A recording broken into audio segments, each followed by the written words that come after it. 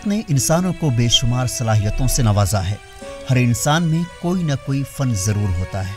कुदरत के उसी तोहफे और नेमत की बदौलत उसे फ़नून लतीफ़ा में दिलचस्पी पैदा होती है। आलात मौसीकी की दुनिया में एक नाम रियासत महाराष्ट्र के शहर मालेगांव से ताल्लुक़ रखने वाले समीर शेख राजू का भी है।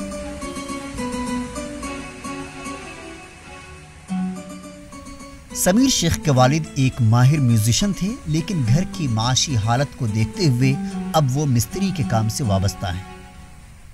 समीर शेख की पैदाइश मालेगांव में हुई। उनका ताल्लुक मालेगांव की मशहूर शेख फैमिली से है। उन्होंने प्राइमरी तालीम म्यूनिसिपल कॉरपोरेशन स्कूल से हासिल की। बाद अज़ां ग्रेजुएशन तक की तालीम MSG कॉलेज मालेगांव से मुकम्मल की।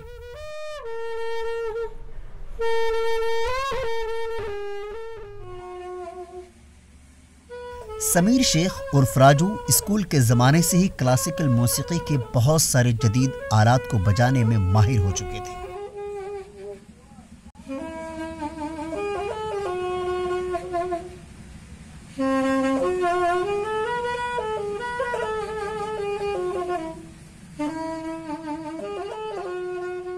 हमारा तो खानदानी बिजनेस था।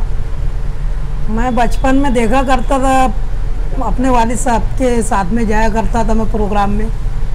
फिर मैं वहाँ से 6 साल की उम्र से फिर मैंने उनसे कैशियो सीखो पियानो।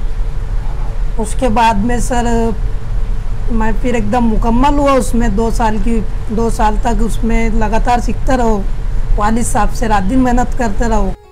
समीर शेख अपनी फनकारी से लोगों के दिलों पर तो राज करते ही हैं, इसके अलावा दिगर कई तकारीब में हुब्बुल वतनी के गीतों को बैकग्राउंड म्यूजिक से इनाम का हकदार भी बनते हैं। फिर मैंने प्रोग्राम किया। फिर सीखने के बाद फिर लोग हैरान रहते थे, इतनी सी उम्र में इतना सी बच्चा इतना अच्छा बजा रहे हैं। फिर मैंने बहुत सारे इनाम भी जीते। फिर उसके बाद में सर 2014 में मैंने सैक्सोफोन की शुरुआत की।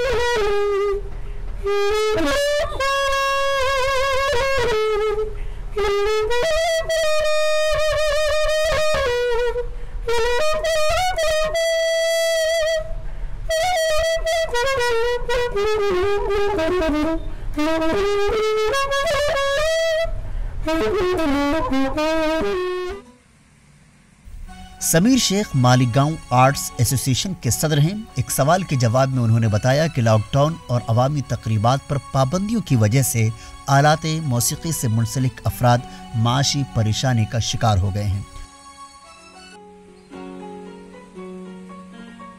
उन्होंने कहा कि दीगर कारोबार तो खुल गए, लेकिन सकाफती तकरीब न होने के बाद उनके काम की डिमांड बहुत कम हो गई है।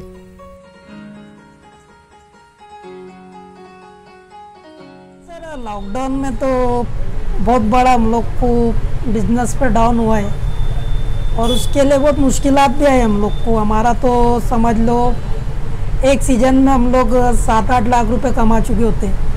एक्चुअली जब से लॉकडाउन लगा है तो हमारा तो पूरा बिजनेस डाउन हो चुका है उसके लिए। और मैं हुकूमत से रिक्वेस्ट करना चाहता हूँ कि हमारा भी बैंड वालों का भी ख्याल रखे। वो लोग परमिशन नहीं दिए, बैंड की परमिशन दिए नहीं। और अभी भी गणपति में साल तो मुश्किल बात है सर।